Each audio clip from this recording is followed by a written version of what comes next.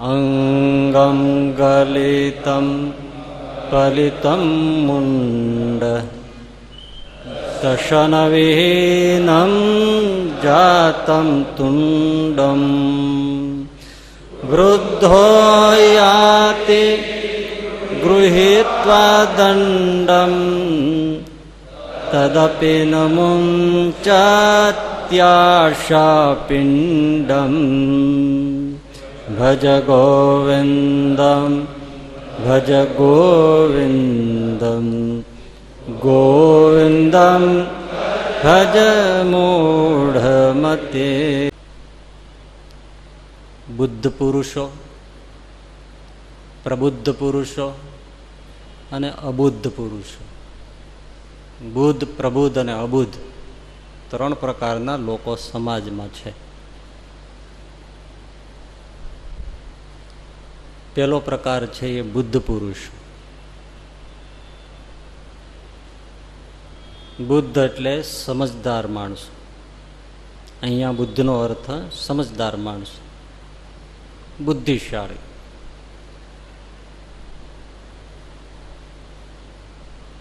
એવો એક પ્રકાર છે સમાજમાં. એ લોકો કેવા છે?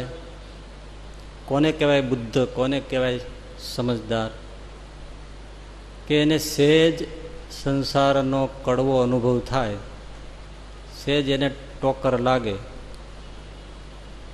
તરત જાગી જાય. ડચકારો ઇનફ. આ સમજદાર પુરુષો છે. એને વારે વારે કશું કહેવું ન પડે. સહેજ જગાડો તોય જાગી જાય, સહેજ ઠોકર લાગે ને જાગી જાય. ઘણા સૂતા હોય ત્યારે તમે જુઓ છો ને કે એને સહેજ હજી તમે અડો ત્યાં જ જાગી જાય.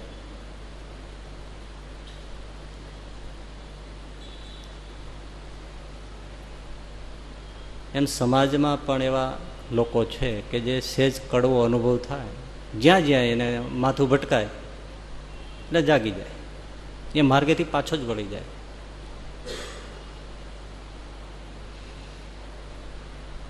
વાલિયા લૂંટારો લોકોને, મુસાફરોને લૂંટીને ધન ભેળું કરે અને જીવનનો નિર્વાહ કરે. એનો રોજબરોજનો ધંધો થઈ ગયો. એમાં એકવાર નારદજી ત્યાં આવી ચડ્યા અને નારદજીને વાલિયા લૂંટારાએ પડકાર્યા. સાધુ પુરુષોને મૂકતો નહોતો. એની પાસે જે હોય એ લૂંટી લેવા. એટલે નારદજીને કહ્યું તમારી પાસે જે હોય તે આપી દો. મારપીટ કરતો નથી સાધુ જાણીને, નહીં માર્યા વગર હું લેતો નથી. મારે મહેનત તો કરવી જ જોઈએ, અને મહેનત વગરનું અમે ખાતા નથી. નારદજી કે મારી પાસે જે છે એ મારે તને આપી જ દેવું છે, અને આપવા માટે જ આવ્યો છે. પણ પેલા મને તું એક વાત બતાવ કે તું આ બધું લોકો અહીંથી નીકળે એ બધાનો ધન સંપત્તિ લૂંટીને તું ભેળી કરે, પછી એનું શું કરે છે તું? મહારાજ હવે એનું શું કરવાનું હોય? મોટો પરિવાર છે, પરિવારમાં આપીએ બૈરા છોકરા, ઘરડા મા બાપ બધા છે, તો બધાનું ગુજરાન કરવા માટે હું આપી દઉં ઘરે. બહુ સરસ. તું પરિવારને આ બધું પાપ કરીને, અધર્મ કરીને, હિંસા કરીને ધન ભેળવે છે અને ઘરમાં આપે છે, તો એ ઘરના બધા સભ્યો તારા આ પાપમાં ભાગીદાર તો ખરા ને? એમાં પૂછવાનું હોય મહારાજ. એ આમાંથી જ જીવે છે, ગુજરાન કરે છે, તો એમાં ભાગીદાર તો હોય જ ને બધા. તો કે એમ તું માને છે, પણ ખરેખર એ લોકો આમાં ભાગીદાર હોવાનું સ્વીકારે છે? કેમ? તું પાકું કરી લે, પછી મારી પાસે જે છે એ મારે તને આપી દેવું છે, અને મારી પાસે બહુ જ છે. તો એના માટે તું ઘરે જઈને પૂછ્યા એટલે મારે તમારે ભાગી જવું છે. મારે છટકવું નથી. એવું હોય તો તું મને આ વૃક્ષ સાથે, થડ સાથે મને બાંધી દે.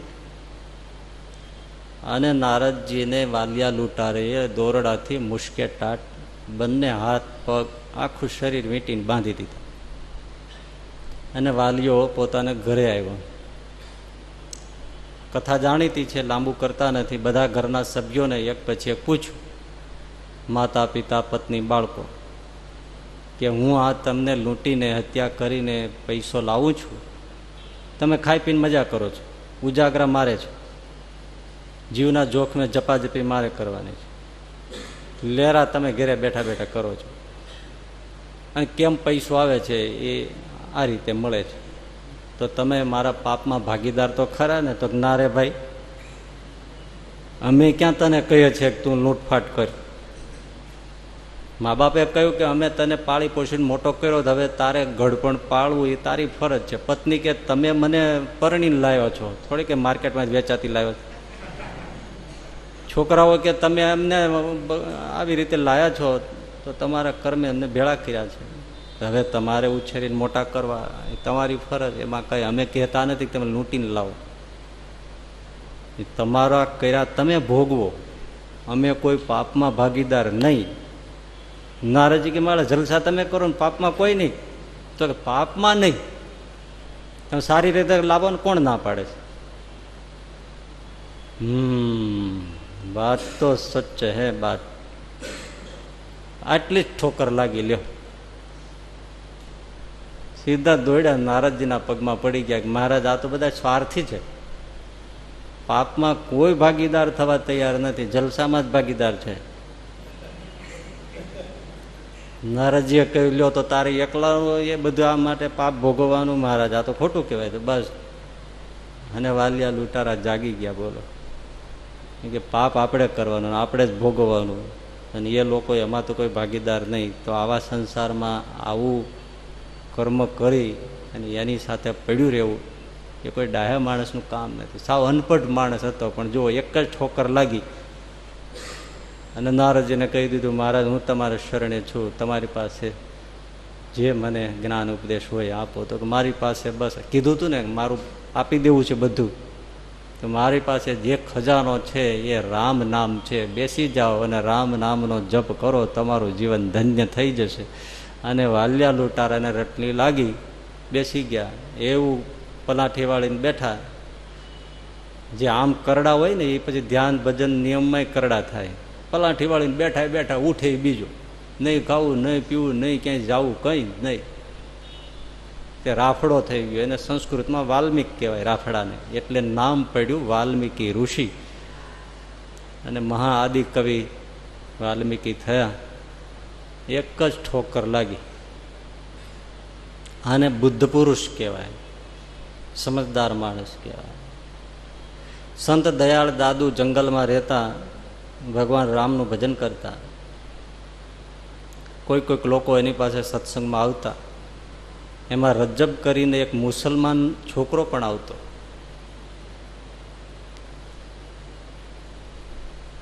એમાં રજબના લગ્ન ગોઠવાયા ને પરણવા જતો હતો. માથા ઉપર 1.5 હાથનો સાફો, કલંગી નાખેલી, જરિયાની વસ્ત્રો અને દુલ્હાના સ્વાંગમાં સાથે બધા જ લોકો અને જાન નીકળી. તો એને થયું કે ગુરુ મહારાજને પ્રણામ કરતો જાઓ ને પછી જાઓ.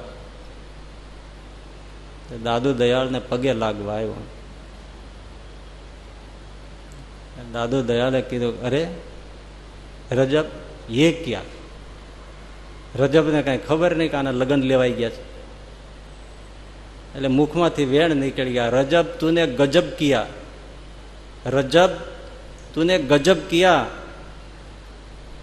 શિર પર ધરા મોડ. વરરાજાનો મોડિયો માથે મૂક્યો. રજબ તુને ગજબ કિયા, શિર પે ધરા મોડ, આયા થા હરી મિલન કુ ઓર ચલા નરક કી ઠોર. એ જ સમયે એને મોડિયો ઉતારી નાખ્યો ગુરુ મહારાજના ચરણમાં. લ્યો મહારાજ પરણવું જ નથી. અને રજબ ત્યાં રોકાઈ ગયા અને મહાસત્પુરુષ થયા, સાક્ષાત્કારી સંત.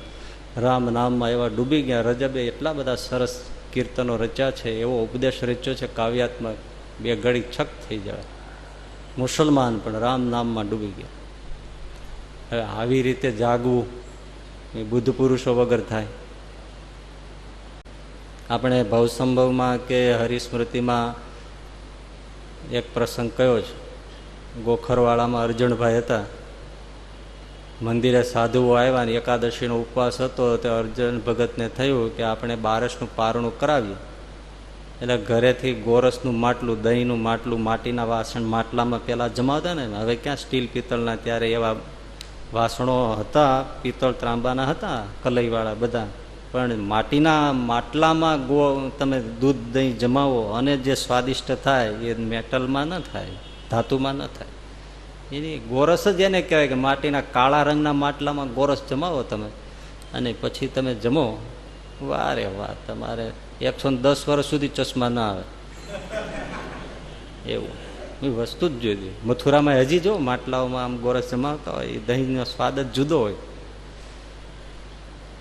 એટલે માટલું લઈને નીકળ્યા એટલે ઘરવાળીએ કીધું, જુવાન ઉંમર, એ ક્યાં લઈ જાવ છો? કે સાધુ આવ્યા છે પારણું કરાવવા, ખીચડીને દહીં જમે. બાઈકી એટલું બધું ન લઈ જવાય, લઈ જાવ થોડું, એક તાંસળી જેટલું લઈ જવાય, પણ કે આખું માટલું લઈ જવાય? 2 ભેંસનું દૂધ, એનું ગોરસ આવડું મોટું મોટો હાંડા જેટલું, એમાં શું માં તો ક્યાં કઈ રોજ રોજ દેવું છે? આગીરે આગીર ક્યાંથી રહીએ? અમે દોઈને વાહિદા છાણ મૂતર ઊંચું થઈએ ત્યાં દૂધ દવાય છે, ભેળું થાય છે બધું. આખો દી ભેંસુની વાહ વાહ દોર થઈને રખડી થઈ થાય. હા, લઈ જવું છે. હવે બે સાનું મનું, બે સાનું મનું, જપાજપી થઈ લ્યો. આ તો લીલા થઈ. માટલાનો કાઠલો એને જાયલો, ભગતે માટલાનું પેટ જાયલું, જપાજપી થઈ, કાઠલો તૂટીને બાઈના હાથમાં રહી ગયો, માટલું ગોરસનું આના હાથમાં રહી ગયું. એ તો છે જ ને, જેની કોઈ ભગવાન હોય એની જીત થાય. અને ભગવાનના કામમાં જે આડા આવે એના હાથમાં કાઠલા જ રહે, બીજું કાંઈ ના. અને જે ભગવાન તરફ હાલે એના હાથમાં માટલા જ રહે, ગોરસ જ રહે. એટલે આવે ને સાધુઓને આપ્યું, પણ સાધુ ઓળખી ગયા બાઠું કા. હા, આવામાં કોઈ જમાવે નહીં. આવું કેમ ફેંકાઈ ગયેલા પાટલા જેવું?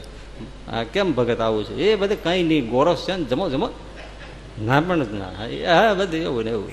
ચહેરો ધગી ગયો ને, જુવાનને ખોટું લાગી ગયું ને, એટલે ચહેરો કહી દે ને, લાલ આંખ્યો થઈ, ટસરું ફૂટી ગઈ હોય, રૂવાડામાં તરાક જેમ ઊભા થઈ ગયા, ઓળખાય તો જાય, નાકના ફોયણા થઈ ગયા ઊંચા નીચા. એટલે સાધુ ક્યાં બાજીને જ આવ્યો છે.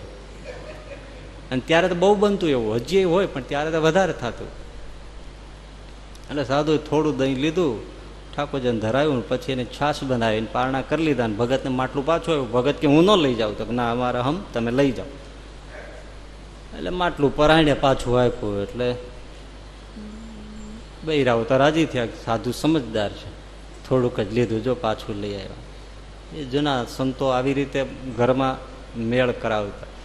ઘી આવ્યું હોય એટલું ન વાપરે, થોડુંક વાપરે, 90% પાછું જવા દે. એટલે ઓલા લોકોનો ગુણ આવે. થતો સત્સંગ ને અત્યારે ગમે એટલું આપો, ઓછું જ પડે. આખી રીત બદલી ગઈ. જોકે બધા એવા નથી હોતા, પણ ઘણા જગ્યાએ પાછો વિવેક ન હોય. જેટલું આવ્યું હોય ને એટલો ભાત બધું રાંધી નાખે. હોય 10 જણા જમવાના ને 50 જણાનો ભાત રાંધે, પછી બધું ઉકળે નાખી દે, કોઈ ખાય નહીં, બગાડ કરે. એટલે એ સમજવું જોઈએ, આવ્યું એટલું ન રાંધી ન ખાય. કેટલા માણસો, કેટલું આ સહેજ પણ અન્નનો બગાડ ન થાય, રાંધેલા અન્નનો કે કાચા અન્નનો, એ વિવેકથી વાપરવું જોઈએ. પણ અર્જણ ભગતને માઠું બહુ લાગી ગયું. મારું 2 બળદની હારે ત્રીજો બળદ થઈને કામ કરીએ અને આટલી બધી સંસારમાં ઉપાધાપી કરીએ, અને જ્યારે ક્યાંક સાધુ સંતો ભગવાનને અર્થે વાપરવાનું હોય ત્યારે આવી શિરાજોરી કરે. એટલે આવા સંસારમાં રહીને કરવું છે શું? વૈરાગ્ય થઈ ગયો. લાંબુ ચરિત્ર આપણે ભવસંભવમાં હરિસ્મૃતિમાં કીધું છે, બહુ સરસ કીધું છે. એટલે અહીં બહુ લાંબુ નથી કરતા. પણ સંસાર છોડી દીધો. જુનાગઢ ગુણાતીતાનંદ સ્વામી પાસે જતા રહ્યા અને સાધુ થયા. દીક્ષા અપાવી આચાર્ય શ્રી પાસે. નામ પડ્યું ધર્મ સ્વરૂપદાસજી સ્વામી. એ આપણે એ ધર્મ સ્વરૂપદાસજી સ્વામી અને અક્ષર પુરુષોત્તમના યોગીજી મહારાજ એ જુનાગઢમાં સાથે હતા અને સાથે વાસણ માંજવાની, ગૌશાળાની સેવા સાથે કરતા. એમ ધર્મ સ્વરૂપદાસ સ્વામી યોગીજી મહારાજ કરતા મોટી ઉંમર. પણ યોગીજી મહારાજ કહેતા કે એ વ્રત સાધુની સેવા ની જે શ્રદ્ધા એ તો કેવું પડે કે અમે જુવાન હોઈએ તો અમારા હાથમાંથી વાસણ લઈ લે, મને સેવા કરવા દે, અને અમે જઈએ તો ઉલટાનું એને દુઃખ થાય કે લ્યો મારી સેવામાં ભાગ પડાવવા આવ્યા. એટલે આપણને એમ થાય કે આરો હાલો મદદ કરવા આવ્યા, અને ઓલાને એમ થાય કે તમે આવ્યા ભાગ પડશો, તો વધારે વાસણ પોતાની બાજુ ખેંચી લે. એવા શ્રદ્ધાવાળા એ ધર્મ સ્વરૂપદાસજી સ્વામી વૃદ્ધ ઉંમરે. આ બધાને શું કહેવાય? બુદ્ધ પુરુષો કહેવાય. આપણે વિચાર કરવાનો આપણે શેમાં છીએ. 3 કેટેગરી છે, એમાં આપણે શેમાં છીએ એ વિચારવાનું. હવે બીજો પ્રકાર છે એ પ્રબુદ્ધ પુરુષોનો છે. પ્રબુદ્ધ પુરુષ. પ્રબુદ્ધ પુરુષો શું? બુદ્ધ એ સમજદાર એ પેલો પ્રકાર કે એને કોઈ સેજ જગાડે જાગી જાય, અથવા પોતાને ઠોકર લાગે, દુઃખ આવે, કડવો સંસારનો અનુભવ થાય, જાગી જાય. પ્રબુદ્ધ પુરુષો. બુદ્ધની આગળ પ્ર લાગ્યો છે. પ્રકૃષ્ટ વિશેષ કરીને બુદ્ધ, શ્રેષ્ઠ બુદ્ધ પુરુષો, જાગૃત પુરુષો. કોને કહેવાય? કે પોતાને ઠોકર વાગે પણ નહીં, એને કોઈ જગાડે પણ નહીં, બીજાને જાગેલા જોઈને, બીજાના દુઃખ જોઈને બીજાને ઠોકર લાગે અને જુએ અને જાગી જાય, એને પ્રબુદ્ધ પુરુષ કહેવાય. બીજાનું જોવે ને જાગી જાય, એને કોઈ જગાડે નહીં. સૂતા હોય આપણે, અને પણ સાચો પ્રબુદ્ધ કોણ? નિદ્રાની દ્રષ્ટિએ કહું છું. જાગ્યો હોય એનો સેજ ઊભો થાય ને એનું ઓઢવાનું ચાદર કે એવું કાંઈ હોય, એ સેજ આમ ખખડે અથવા એનો સેજ પગનો હળ થાય ત્યાં જાગી જાય, એને પ્રબુદ્ધ કહેવાય. બીજાને જોઈને જાગી જાય એ પ્રબુદ્ધ પુરુષો. એ કપિલ વસ્તુ નગરીના શુદ્ધોદનના દીકરા સિદ્ધાર્થ ગૌતમ, એને ક્યાં દુઃખ હતું? ગુલાબની પાંખડીઓમાં ઉછરીને મોટા થયા હતા, એવા હતા. સુખ જ જોયું હતું, દુઃખ તો જોયું જ નહોતું. રાજકુમાર તરીકે અભિષેક થઈ ગયા છે, ચક્રવર્તી સમ્રાટનો બેટો છે, પણ એકવાર રથમાં બેસીને નગરમાં ફરવા નીકળ્યા. શુદ્ધોધન મહારાજે એટલી બધી વ્યવસ્થા કરી હતી કે છોકરાને વૈરાગ્ય ન લાગી જાય એટલે બગીચામાં પણ ક્યાંય સૂકું પાંદડું પડવા નહોતા દેતા. હરિયાળું જ જોયું છે, દુઃખ શું કહેવાય એને અણસાર આવવા નથી દીધો. પણ નગરચર્યા જોવા માટે રથમાં બેસીને નીકળ્યા. એમાં જ એને પહેલી વાર ગરુડો માણસ જોયો. અત્યાર સુધી ગરુડો જોયો નહોતો. લાકડીને ટેકે આ શંકરાચાર્ય કીધો એવો જ, એવો બુઢ્ઢો એને જોયો. સારથીને પૂછ્યું કે આ કોણ છે? એટલે કીધું મહારાજે વૃદ્ધ પુરુષ છે, એટલે બસ એ ગડપણ આવે, મને આવે. હું એમ કેમ કહીશું કુમાર કે આપને આવે, પણ અપવાદ કોઈ નથી. સારથીનો જોવો જવાબ કેવો છે. હું એમ કેમ કહું કે તમને આવું ગડપણ આવે, પણ અપવાદ કોઈ નથી. હે? હા. અને સારથીએ કહ્યું કે મહારાજ આ ગડપણ એટલે વાત મૂકી દો. રૂપસ્ય હંત્રી વ્યસનમ બલસ્ય શોકસ્ય યોનિ નિધનમ રતિનામ નાશસ્મૃતિનામ રિપુરિન્દ્રિયાણામ યેશા જરા નામ યયેશ ભગ્ન. આમાં બધા ગડપણના લક્ષણો આપ્યા છે. આવી ગડપણ છે, આવું ગડપણ છે. સ્મૃતિ વહી જાય, રસ જતો રહીએ, શોકનું ઘર જ્યારે જોયે તે ઉદ્વેગ હોય, રૂપ જતું રહીએ, બળ સ્રવી જાય, એવી આ વૃદ્ધાવસ્થા છે. હે મને પણ થાય. હજી એને કાંઈ થયું નથી હો. થોડા આગળ ચાલ્યા ત્યાં તો એક રોગી માણસ દેખાણો. એવો દમલેલ અસ્થામાં થઈ ગયો છે, ખાંપતો જાય ને થૂકતો જાય ને ઉધરસમાં કપ છૂટો પડે નહીં, બેવડો વળી જાય ત્યારે માંડ રૂંધું વળે, શ્વાસ બહાર નીકળ્યો હોય એમ આપણને લાગે ગયો, પણ ત્યાં તો 2 મિનિટ પછી પાછો વળે એમ લાગે આ તો પાછો જીવે છે. આવી ખાંસી દમલેલ માણસને જોયો અને સિદ્ધાર્થે કહ્યું કે સારથી હા, તો આ કોણ છે? કે મહારાજ આ રોગિષ્ઠ માણસ. રોગ? હા મને થાય. હું એમ કુમાર કેમ કહું તમને થાય, પણ અપવાદ કોઈ નથી. એમ આગળ ગયા નનામી નીકળી. એટલે કીધું આ શું છે કે બસ આવી રીતે એક દિવસ મરી જવાનું હોય છે. મરી જવાનું? હું પણ મરી? એમ તો મારાથી કેમ કહેવાય, પણ અપવાદ કોઈ નથી. અને થોડા આગળ ગયા ત્યાં એમણે એક યોગી યતિ સત્પુરુષ ભગવા કંઠાધારીને જોયો કે આ કોણ છે? તો કે મહારાજ આ બધા સંસારને મૂકીને મસ્તીથી પોતે ભગવદ માર્ગે નીકળી ગયો છે, સાધનાને તપને સંયમને.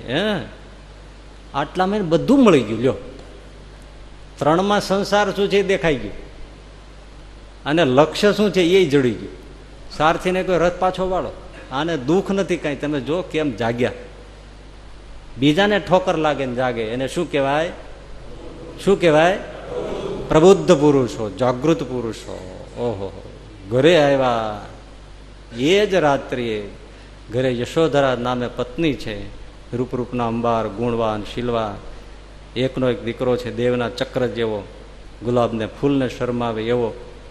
રાહુલ દીકરો યશોધરાના પડખામાં સૂતો છે અને રાત્રિએ છેલ્લું એમનું મુખ દર્શન કરી પ્રણામ કરી અને સિદ્ધાર્થ ઘર છોડી અને નીકળી ગયા. આવું મોટું રાજ્ય, આટલી સમૃદ્ધિ, બીજે દિવસે ભીખ માગીને ખાવાનું. પણ માર્ગ કેવો લઈ લીધો વિચાર કરો. એને પ્રબુદ્ધ પુરુષો કહેવાય ને એ જ ભગવાન બુદ્ધ. કેવી વાત છે! જાગનારા જાગે છે. પણ આનાથી નહીં, તમે જુઓ દુઃખમાં હજી કોઈનું જોઈને જાગી જાય, પણ સુખમાં